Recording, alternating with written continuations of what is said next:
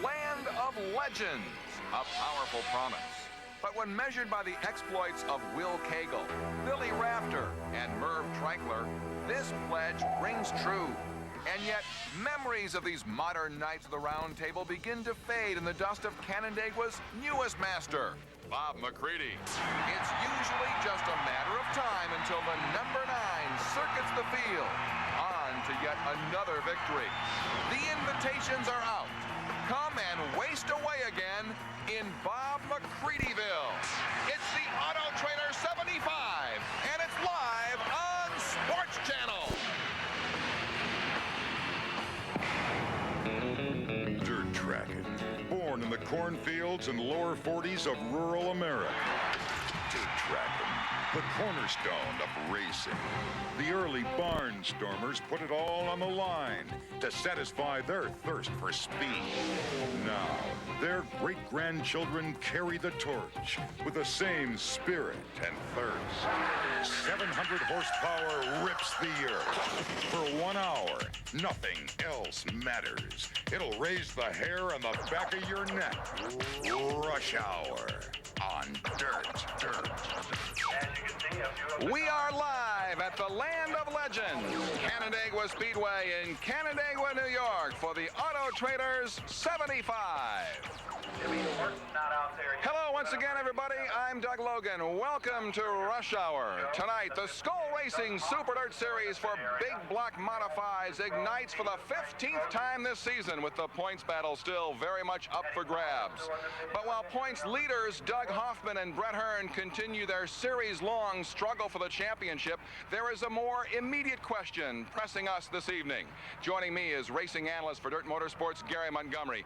And Gary, the question is, can anyone defeat Bob McCready? Well, the answer is yes, but the record is certainly in his favor. In the past 13 years, he's made it his Saturday night playground. In the process, he's won 91 features, 9 this year.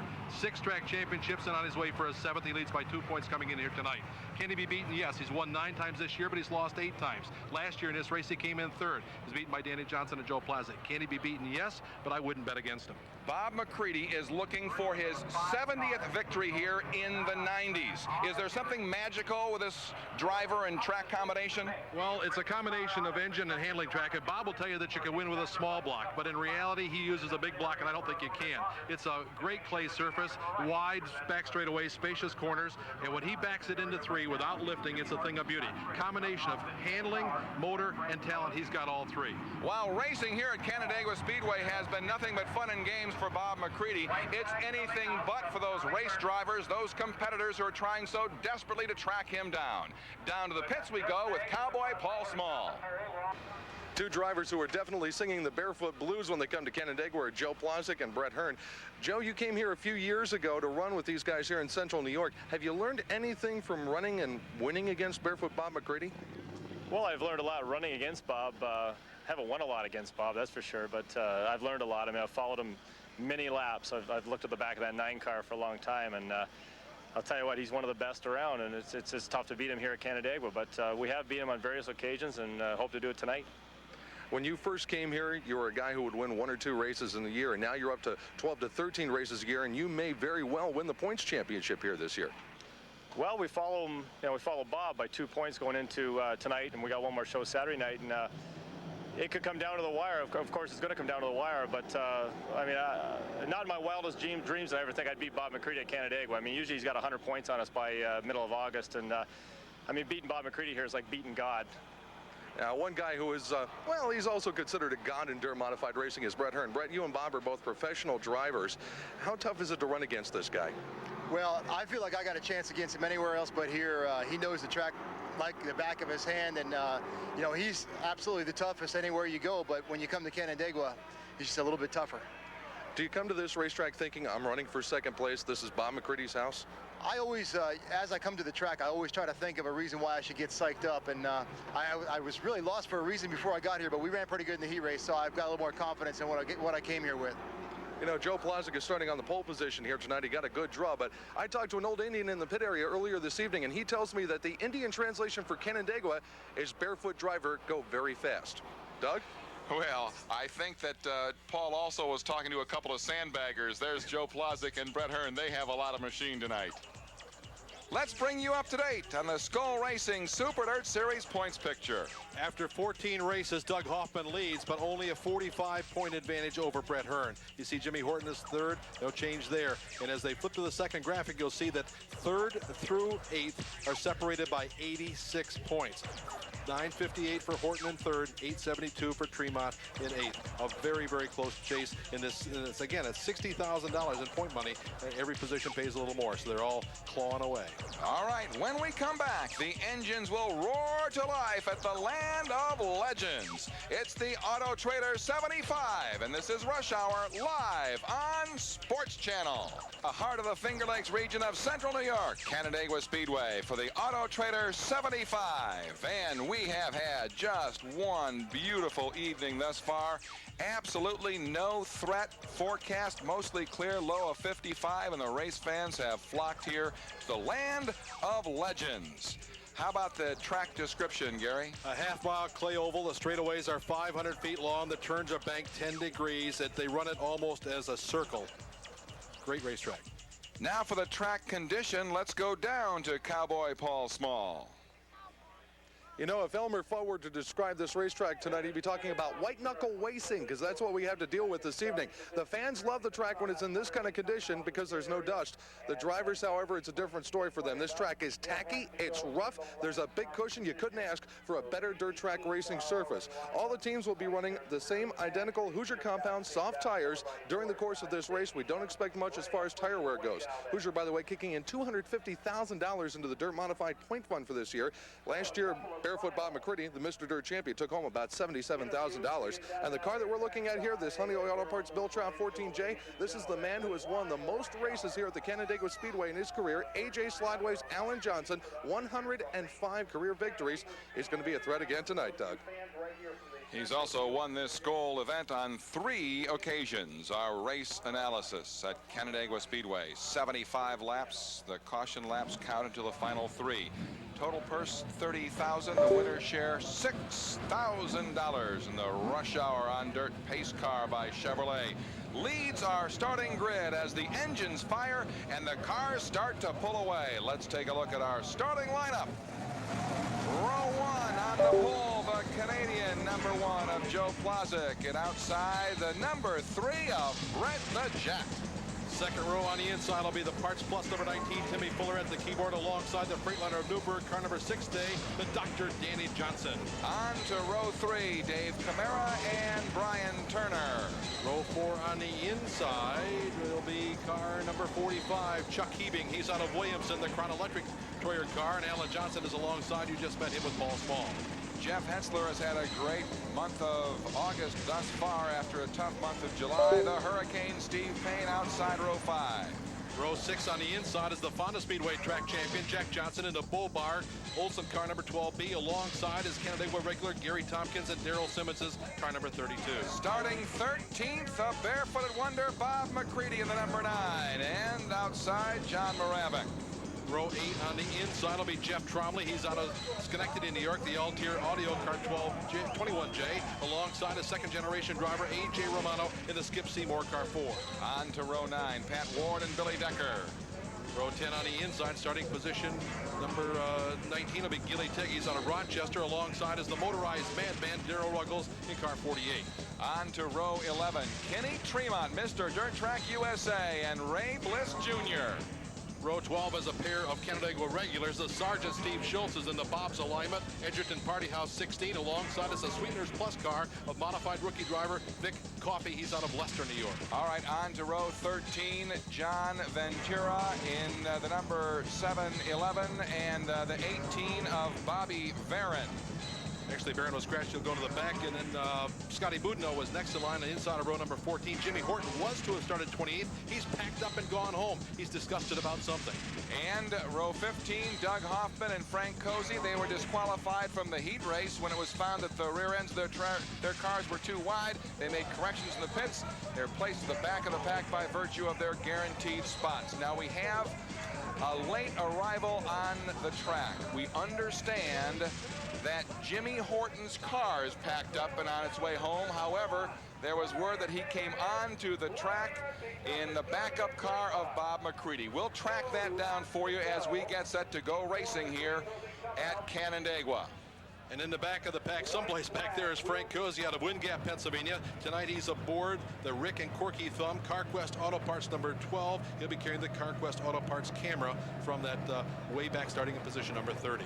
Some great shots expected from that car. There's the 7-11 and the 12, and now back up to our high-powered, you could call it a fabulous front row of Joe Plazek and Brett Hearn. Ironically, the two fellas that we talked to in the pits just a few moments ago, saying that they are prepared to waste away again in Bob McCreadyville, are starting right up front. Yeah, but if Hearn had known he was going to start outside of the front row, it would have been easier to get psyched up as he came here. There is the McCready car being pushed away. Now, it wasn't on the track, but there's the backup car, and there's a real story that has developed with the Jimmy Horton team during the week. His crew chief, longtime crew chief Charlie DeAngelis, has left that team. He's now working for Danny Johnson as the team manager of the Freightliner of Newburgh car. So that's a big change, and that may have had something to do with Jimmy's decision not to go. I don't know what it was, but nevertheless, here comes the old. Now, the way we'll tell these cars apart, the one that's primarily blue with a little bit of orange will be Jimmy Horton. The one that's orange with a little bit of blue will be Bob McCready. So we're in for a treat here tonight. Our heat winners this evening, Jeff Hetzler, Joe Plazek, Jack Johnson, and Frank Cozy. Consolation winner was Gil Tay. And look to our left as these cars come around turn 4. Here comes the backup number 9.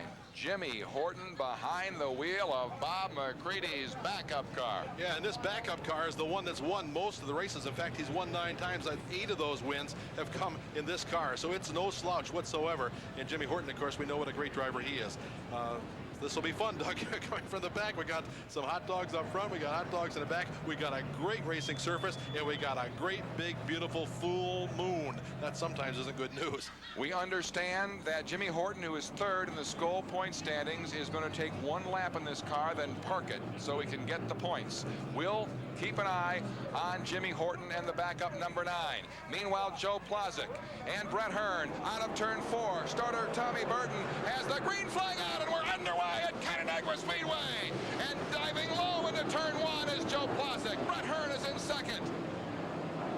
They shuffle through 1 and 2. Canada Joe and his Maple Leaf Special. The Plastic Auto Recyclers Stakeout Restaurant Troyer car leads. Here comes Hearn on the bottom of the racetrack. The Budweiser Olsen Theo car charges to the inside. He'll lead lap number 1. You can see them shuffling down to turn 4, and now they're off into turn 1. Hearn is our race leader. Here's Danny Johnson making a move on the inside of Joe Plazek. Danny dives to the bottom as they go down the back straightaway. But the caution flag flies as the 7-11 of Johnny Ventura and Frank Cozy in the 12T. A couple of cars in the back of the pack have spun here in turn number 4, and they're losing a lap to, well, at least the Cozy is losing a lap to the leaders as Ventura was able to get away.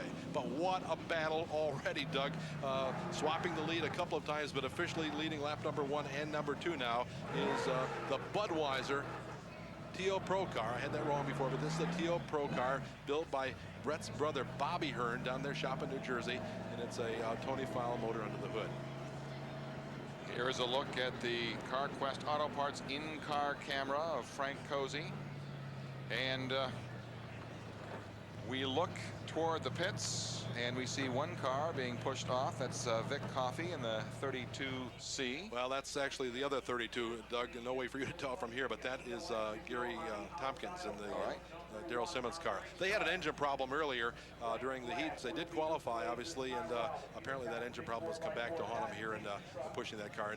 And now, as we look on the back straightaway, there is the backup McCready car. Jimmy Horton doing just as was advertised, making a lap for a couple of points. I'm not sure of that strategy. He could have won the race with it. So anyway, that's the deal. Not if Bob doesn't want him to drive it. Well, that's true. But Bob's the car owner, and he likes the money that comes with that, and he'd like to have him 1st and 2nd, I'm sure.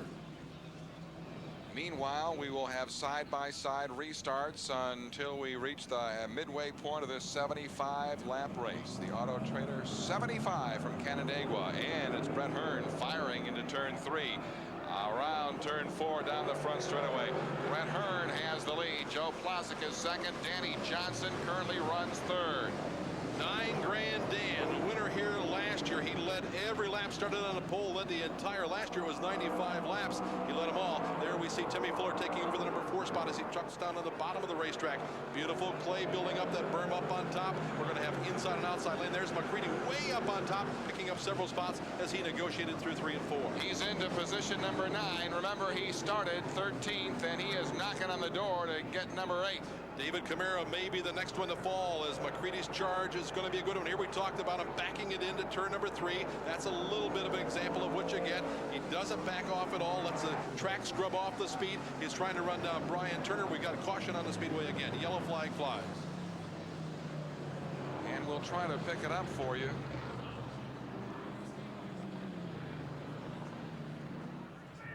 I can't locate the reason as of this moment, but there's Brett Hearn, Plosick, and it looks like debris. Well, debris on the course. There's the answer, and from the color of that, it could have been something off of Jack Johnson's car. But as he drives by, I don't see anything missing there. So regardless, it's just a piece of sheet metal. It's off. And Johnny Ventura has pulled out a line with a 711. That car was smoking a couple laps ago. He's come to the top of the racetrack.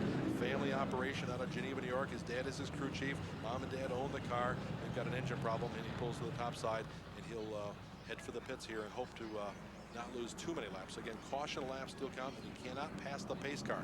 The pace car will clear, and Ventura will go to the pits. And the green flag comes back out. And Brett Hearn fires into turn 4. He's got the lead. And working for the number 3 spot, Danny Johnson. And right behind him is the number 19. Well, they've just switched that, Doug, and it's his brother now, his older brother. As Alan Johnson has taken over the number 4 spot. He's moved by Fuller, so it'll be Alan running 4th with Danny in 3rd as they complete lap number 9. They're all trying to run down the Budweiser 3 of Brett the Jet, Brett Hearn. There's a side-by-side battle as McCready advances a couple of more spots. He's moved by both Turner and Camara. You see Jack Johnson tricycling his car, and again the yellow flag flies. Caution on the speedway. Oh, I see. Once again, debris. Yeah, it's bouncing over here. Some more sheet metal. Paul Small turn 3. Paul Small talked about this track could be a nightmare or something to that effect, and maybe that's what's happening. We've got a great big, very, very heavy cushion that's built up on the top of the racetrack, and as the cars get up and over that, they can tear off some of the low-riding sheet metal, and I think that's what we've seen happen here, or maybe there was a little bit of contact, but no serious problem for anybody. The safety truck has removed the debris, and we're about to complete lap 11. Rush Hour will continue with more coverage of our Auto Trader 75 from Canandaigua Speedway. We are live on Sports Channel. Rush Hour on Dirt. Doug Logan along with Gary Montgomery, and the green flag flies once again. Lap 13 at Canandaigua, and we've got a battle for the lead. Side-by-side duel.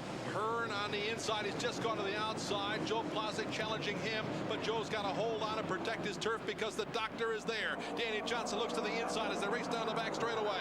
Will he charge to the inside in turn 3? No. But there's the leader, Hearn, out front. He owns about a 3-car length advantage. Plosick goes high. Danny's down on the bottom, digging, clawing. And again, Danny, the defending champion of this race. Plosick looking for points at this racetrack. He's a two-point deficit to McCready entering the race. Side by side at over 100 miles an hour. The wheel down the back straightaway. Danny backs it into turn number 3. He's taken over 2. Brett Hearn has the lead as that battle continues for 3rd and 4th position. Alan Johnson goes way high, loses the groove. There's Doug Hoffman, who's doing some charging through the pack. He has picked up about 10 spots already in the Phil's Chevrolet Taylor Motorsports car. He is really on fire. He's trying to run down Jeff Tromley now. There you see the heavy traffic and the wide racing surface. Tromley on the outside, Hoffman on the inside. They go charging off into turn 1. Camara and the 6 of Moravik just ahead. Camara holds them at bay as they race down the back straightaway. Now Hoffman in the number 1 is currently running 14th. He's up to 14th spot. From the back of the pack after they found the rear end was about a ½ an inch too wide. Didn't make any difference, but it didn't meet the rules. Now he's up to 13th with that pass, and he's trying that outside groove.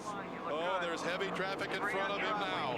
There he goes to the inside of the water wagon. Johnny Moravec, the gas man, stays up on top. Kamara's down on the bottom. The Pulteney, Vermont driver hugging the bottom of the racetrack, trying to pick up the spot, and he doesn't know it, but there's somebody, he has an idea. There's somebody back there. He has no idea that it's Doug Hoffman.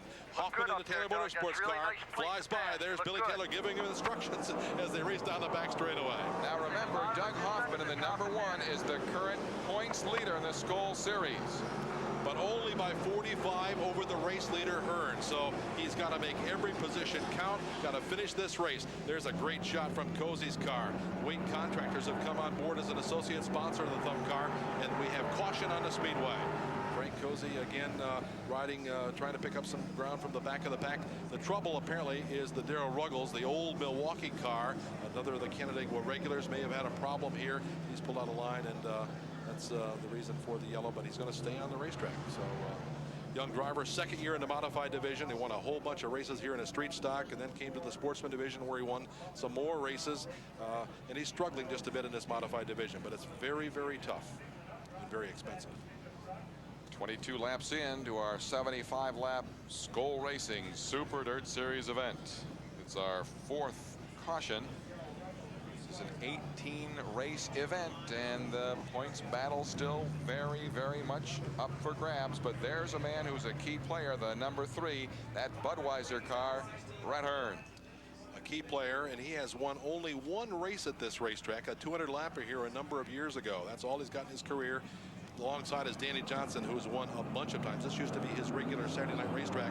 As the pace car clears and the green flag flies, and Hearn goes back to work in a big hurry, opens up about a 3-car length advantage over Danny. And there's Alan Johnson running the outside, trying to move by Plastic to take over the #3 spot. Racing at Canandaigua Speedway. Out of turn 2, down the back straightaway. There's that battle for 3rd, 4th, and 5th. And the Hurricane goes high, trying to pick up some ground on Joe Plosick. This is what we call the pain lane here in Canandaigua, way up on top where nobody dares to go, but that's the lane that has made Payne famous at this racetrack. And you see him tricycling a little bit. There he goes up over the berm on the back straightaway. He is flying, but he's not flying fast enough, Doug, because the barefoot wonder, the master of going faster, Bob McCready, has come from deep in the pack to take over position #5 now as we complete lap number 25. Yes, Bob McCready up to 5th, running that outside groove down the back straightaway. There's Bob McCready in the #9 machine. He's now actually in 4, challenging Alan Johnson for 3. Now you know why we call him the master of going faster. He has this place figured out like his living room. Unbelievable. He's up on let's see, where is he? He's up on top, and he's trying to run down the Johnson brothers. And this is going to be very, very interesting, because they're going to fill up the top and the bottom, and he's going to have to go, I don't know where he's going to go. That time he went way up over the berm. Down the line they go, completing lap 27.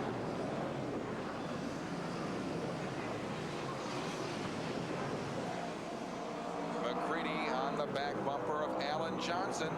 2 winningest drivers here at Canandaigua in that order, and Alan goes high. McCready has got him. As we go back in car with the CarQuest Auto Parts Stores in-car camera and Frank Cozy, but there is that battle that Bob McCready has just won over Alan Johnson, at least for the moment, for 3rd spot. You see them charging around the Jeff Hetzler car. Jeff has a flat tire. He's going to try to stay out and bring out a caution, wait for a caution, whatever. And now the caution does fly. So that's a tough break for Jeff Hetzler, another one of our top 12 in point standings. The Smitty's Reclamation 33 tears off a tire. And what's happened here, Doug, and we talked about this on earlier shows, with this very, very heavy berm, they'll go up against it, it'll tear a tire right off the rim, and I suspect that's what happened to Jeff Hetzler. Now, the last 3 laps, we've seen both McCready and Alan Johnson go over the berm, but they were able to hang on. Yeah, hang on for dear life. And when you do that, there's so many variables there. It's very, very heavy. They're trying not to tear a tire off, trying not to lose control. A few weeks ago, and we featured this on one of our programs earlier, Bob McCready got up over the berm, got on the gas. When he did it, lifted the front of the car up, and he turned it right straight into the wall. We are in the pits with Jeff Hetzler, and let's go down to Paul Small.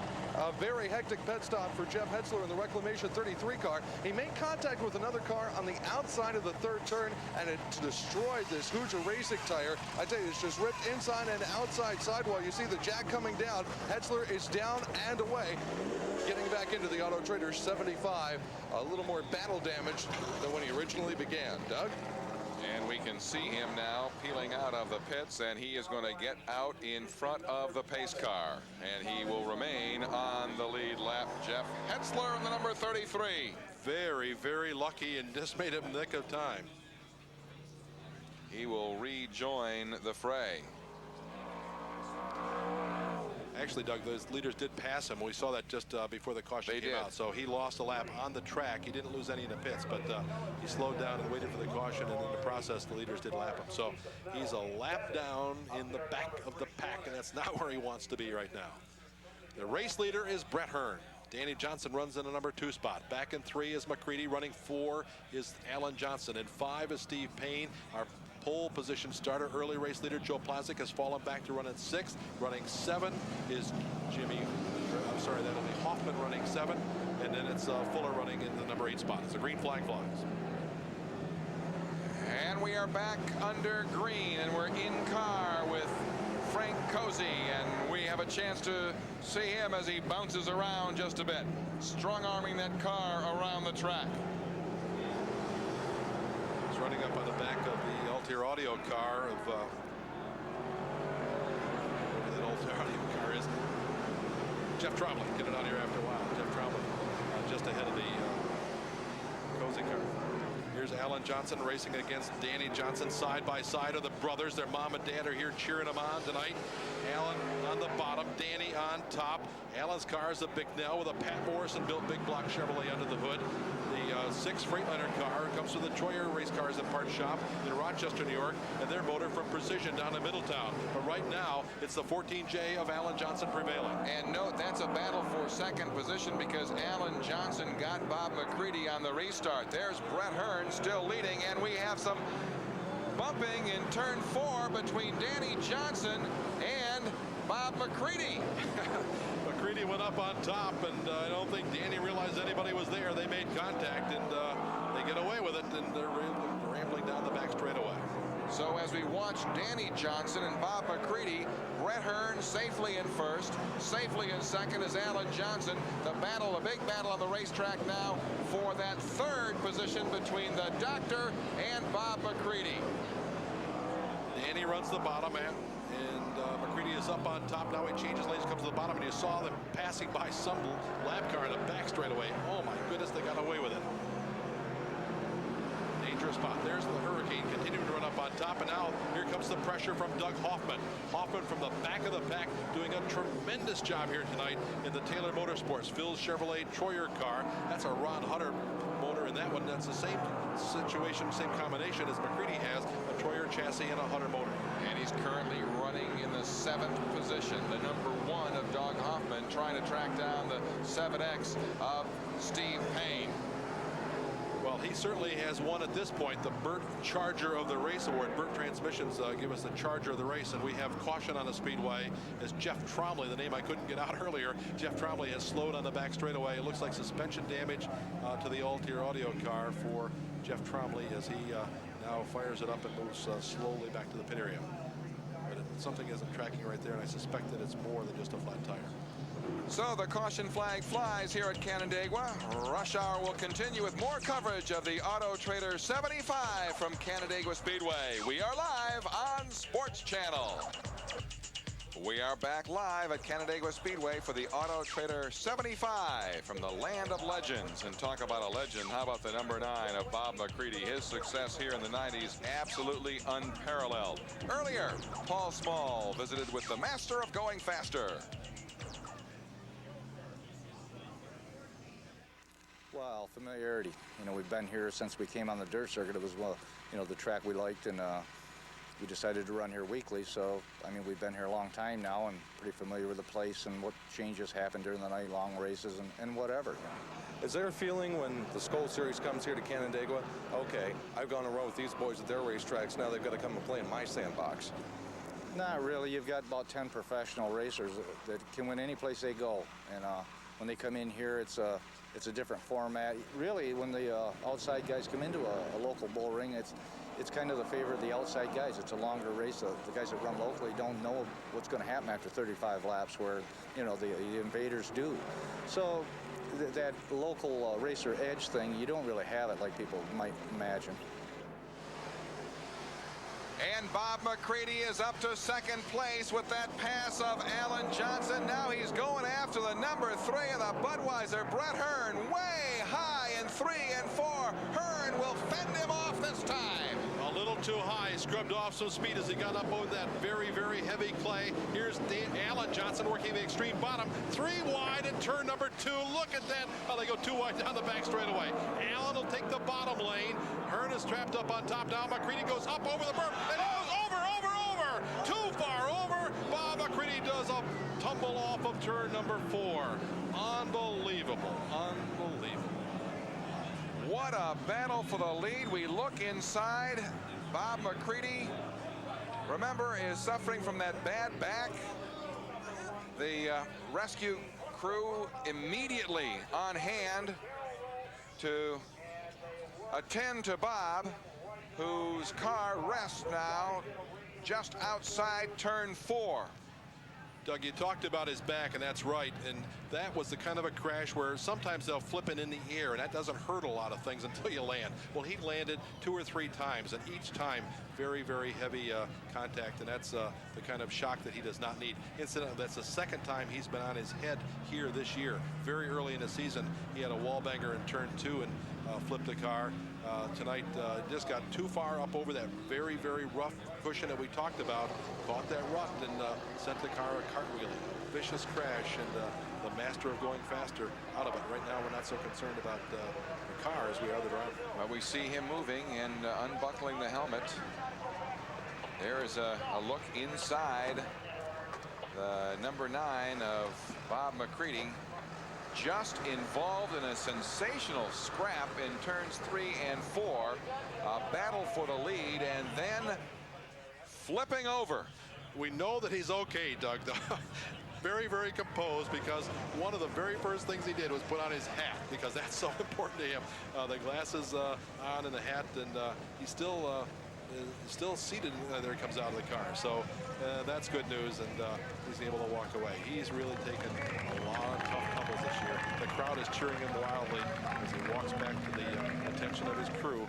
Here's the replay. Alan Johnson, Brett Hearn, and Bob McCready down the backstretch into turn 3. Over 1,000 feature wins represented by these 3 drivers. McCready goes high, and look at this. Oh my! Talked about those heavy when he bounced in the ground. Very, very a lot of contact there. One more look.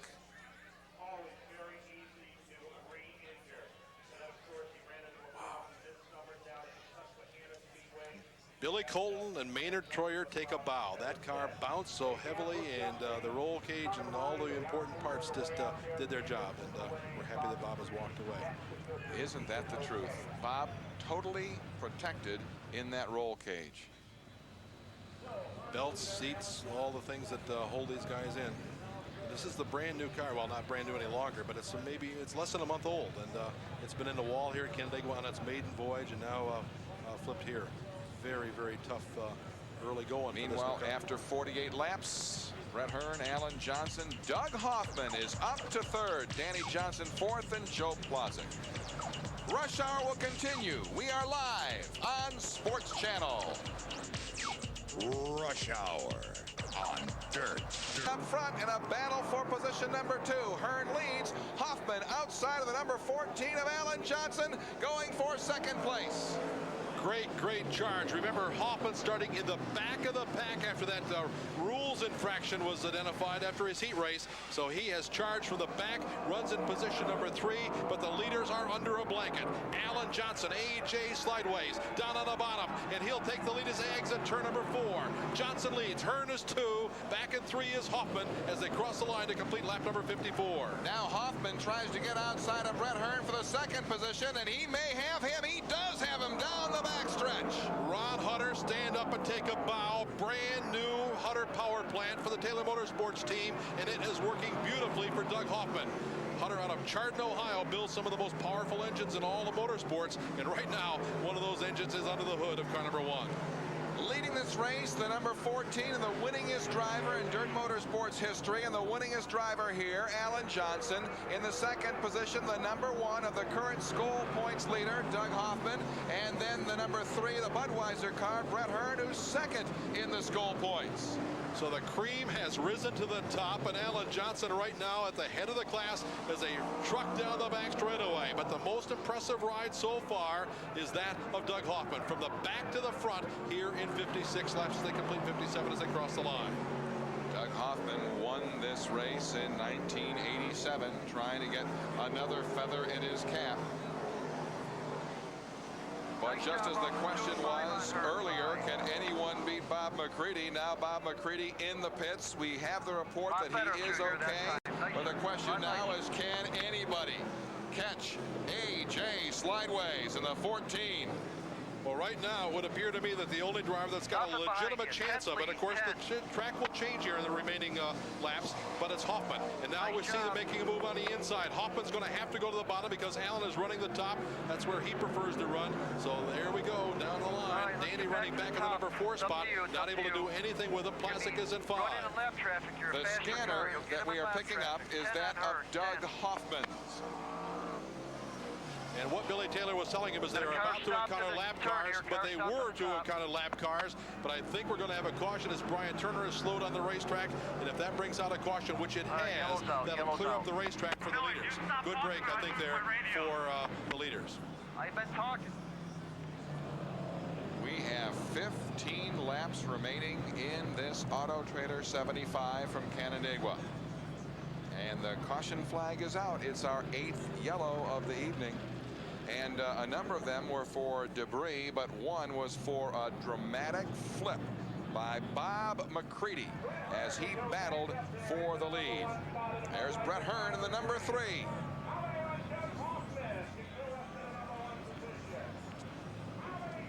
Brian Turner has taken the Jack Turner, car number 11, to the pits where his brother John and Frank Reese will go to work and try to replace the tire without their wheel and tire without losing a lap. But they're in danger of losing a lap as the pace car has signaled that it will clear this time. There you see the shot of Hoffman, who tucks in tight behind the race leader Alan Johnson, and they fire, and Alan leads as they charge off into turn number 4. And we have Brett Hearn pulling up lame. Brett Hearn lame in turn 4.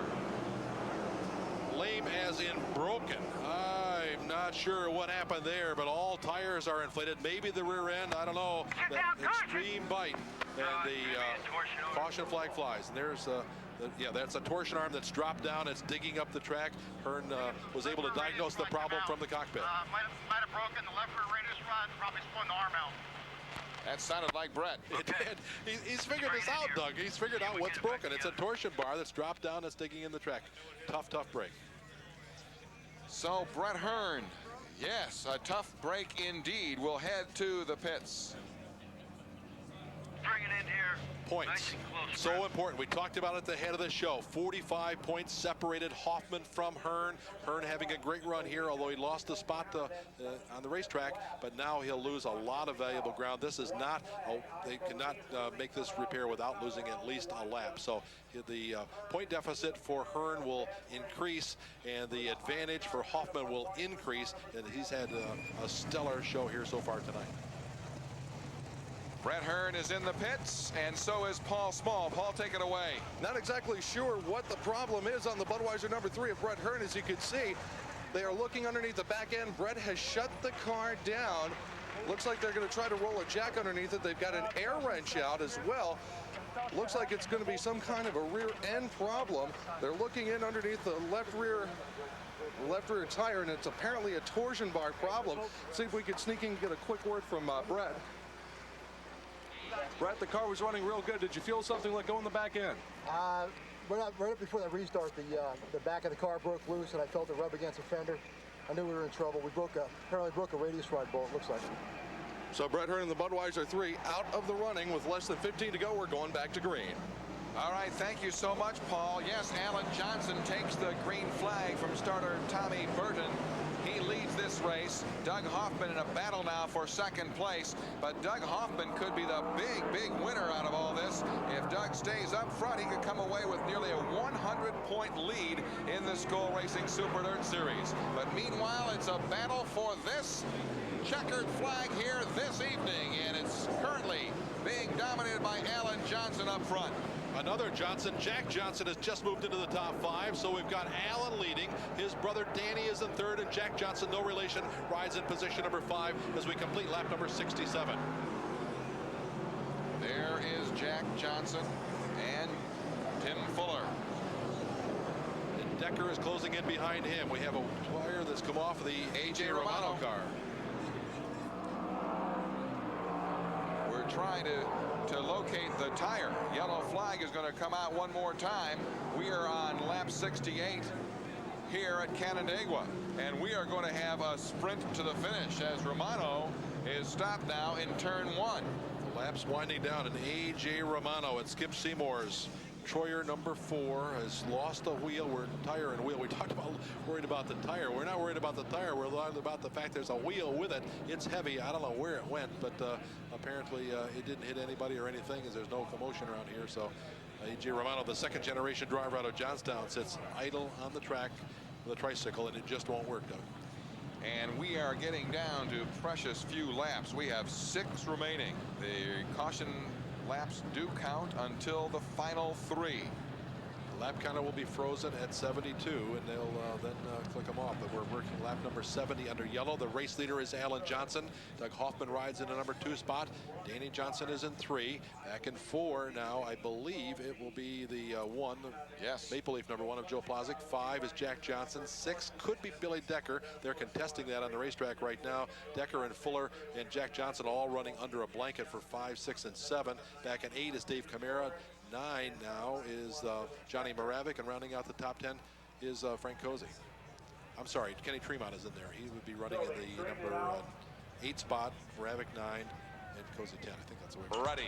We're racing once again as Alan Johnson takes the green flag. 71 laps in the books, and we have a dogfight for the number 3 position. Danny Johnson and Joe Plazek, but there are your leaders, Alan Johnson, then Doug Hoffman. Alan Johnson has the superior horsepower, or so it would appear on his restarts, as he instantly opens up a 5-car length advantage over Hoffman, who's pulled away from the battle for 3. The battle for 3, however, continues to be a good one. The Danny running in the number 3 spot. Joe Plazek is tight behind him in 4, and Billy Decker has gone to the outside of the racetrack. He's in 5 and challenging. Here comes Canada Joe on the outside now, but here we go back to the lead, and it is Alan Johnson leading Doug Hoffman. The battle is for position number 3. Danny Johnson has the spot, but Joe Plazek wants it. There's Joe working the inside as they work in turn number 1. In turn 2 now, Danny opens up a 2-car length advantage, and here we see them fanning out, and the car going out of shape and losing some ground there was Billy Decker. Here comes Jack Johnson on the inside now. Jack in the red car on the inside goes against Joe Plazek for the number 4 spot. The white flag is out. Alan Johnson, 3-time winner of this race, 1976, 78, and 84. It's been more than a decade since his last win here in the Skull Racing Super Dirt Series. Out of turn 3 into turn 4, Hoffman gives it one more go, but Alan Johnson has won the Auto Trader 75 from Canandaigua Speedway. The career total now is 106 for A.J. Slideways, now the hired gun for Bill Trout in the Honeoye Auto Parts car. Great run. And a very big win for Alan Johnson, a big 2nd place finish in the points race for Doug Hoffman. Not only does he get second, but his primary adversary did not finish the race, Brett Hearn. So it's a big, big jump in the points for Doug Hoffman. Finishing third was Danny Johnson. Joe Plazek held on in a great battle to finish 4, and that's all unofficial, of course. And unofficially 5 would be Jack Johnson, and I had 6, Kenny Tremont. As the top 3 are in victory circle for the Victory Lane celebration. All right, and Alan Johnson collects his first Skoal Big Block Modified win of the season, and with it, he gets that automatic qualifier for Syracuse. So important, and he's won that race on a couple of occasions. One time coming from the extreme back of the pack, and you talk about not passing on the Moody Mile at Syracuse. Well, A.J. Slideways did it a number of years ago when he got in by a vote of the press, went on to win the race. Well, a little home sweet home then for Alan Johnson, who wins our Auto Trader 75 here at Canandaigua. And he had to hold off a last turn charge from the number 1 of Doug Hoffman. But out of the car, fist the crowd, Alan Johnson. Look at that big smile as he's down there with Jack Spino. And we're going to head down to Victory Lane and talk to our race winner, Alan Johnson. Here's Paul Small. Alan, congratulations on a great Skoal Racing Super Dirt Series win here. This looked like a war more than a race. Well, you know, it was a great race for us. We lost one Thursday that I think we had pretty much in hand, and you know, it's just great to get one back. This has always been your racetrack. You've got more wins here than anybody else, and you showed them why tonight. Yeah, this is our track. You know, we've been here every Saturday night for 20 years, and you know, it's great to get this one here. Did you see the McCready crash over in 3 and 4? Well, I seen Bob up on a cushion. You know, I didn't see him go, but I seen he was out of shape up there on a cushion, and you know, then they told me on the radio that he ended up rolling, and you know, I was surprised. I figured he'd just bring it off the cushion, but you know, it's too bad because Bob was really running great. How about Hoffman knocking at the door there towards the end? Yeah, you know, he's always tough. That's a dynamite car he's been driving there, and you know, Hearn's got a great car, and you know, this thing is just dynamite, and you know, we beat a tough crowd tonight. Congratulations, fantastic victory for you, Alan. Oh, thank you. Ladies and gentlemen, Alan Johnson wins at the track that he is known for, the Land of Legends. Doug? All right, thank you very much, and congratulations to Alan Johnson. Rush Hour will continue with more coverage of the Auto Trader 75 from Canandaigua Speedway. We are live on Sports Channel. An unofficial look at our final standings here in the Auto Trader 75. Alan Johnson wins the race, followed by Doug Hoffman, who will now take nearly 100-point lead in the Skoal Racing Super Dirt Series with only 3 races remaining. Danny Johnson, Joe Plazek, Kenny Tremont, and Jack Johnson, the top 6. Timmy Fuller finishing 7, Billy Decker, David Camara, Johnny Moravik, Pat Ward, and one of our exciting local drivers, Chucky Hebing, rounding out the top 12. All right, well, a big night for Doug Hoffman as well. He's down there with Paul Small. Paul? Doug Hoffman, last to first, to almost first anyway. Unbelievable performance by you in this race car. It was something, you know. First of all, I got to say hi to everybody back home, and thanks to Phil Chevrolet and Billy Taylor. They've just been doing an outstanding job with this race car. Hopefully a run like this brings us a needed sponsorship that we need to finish out the rest of the year, but I can't say enough about the race car. It's just been fantastic these last month and a half of the season, and we started dead last, got to second. I wish there was some more laps. You know, Alan did an outstanding job, and we came a long way, and I'm real happy with a second. I just wish that we would have had some more laps to do some more racing. I needed to find a better groove there at the end. It was a fantastic race car, and hey, this driver isn't half bad either, I'll tell you that. Yeah, big night for Alan Johnson and a big night for Doug Hoffman. Big night for Joe Plazek. He'll take over the track point lead as well. Well, thank you for all the statistical help in the booth to Tom Skabinski and Kevin Kovac. If you've enjoyed Rush Hour this season, write Dirt Motorsports and call your local cable company and sports channel. We'd love to hear from you.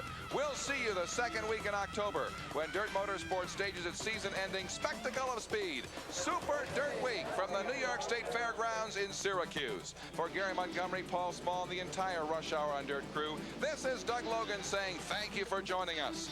And so long for now.